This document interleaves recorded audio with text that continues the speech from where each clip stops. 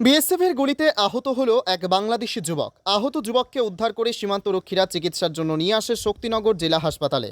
এমনই চাঞ্চল্যকর ঘটনা ঘটেছে নদিয়ার ভীমপুর থানার মালিয়াপোতা গ্রামে, ভারত বাংলাদেশ সীমান্তে। আহত যুবকের নাম আজমুল হোসেন।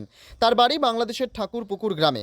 বুধবার রাতে বিএসএফের 32 নম্বর ব্যাটালিয়ন সীমান্তে প্রহররত অবস্থায় আজমুলকে গুলি করে। আশঙ্কাজনক অবস্থায় তাকে উদ্ধার করে বৃহস্পতিবার সকালে শক্তিনগর জেলা হাসপাতালে নিয়ে আসা হয় চিকিৎসার জন্য। তবে সূত্রের খবর, আজমুল সহ তার সাথে আরও 2-4 জন বাংলাদেশি ছিল বলে সূত্র মারফত জানা গেছে। সীমান্তের 0 পয়েন্টে তাদের দেখা মাত্রই সীমান্তরক্ষী থামতে বলে। সীমান্তরক্ষীদের কথা কর্ণপাত না করলে তখনই তাদের লক্ষ্য করে গুলি ছোড়ে, আর সেই গুলি গিয়ে লাগে আজমুলের পায়ে।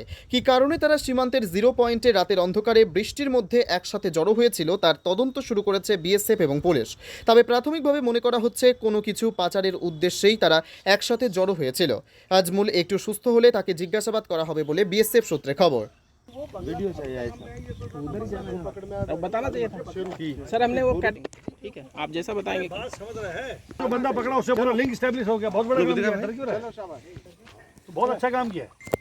वो नहीं पकड़ दो, लड़के पकड़े गए हैं। अब हमें पता है इधर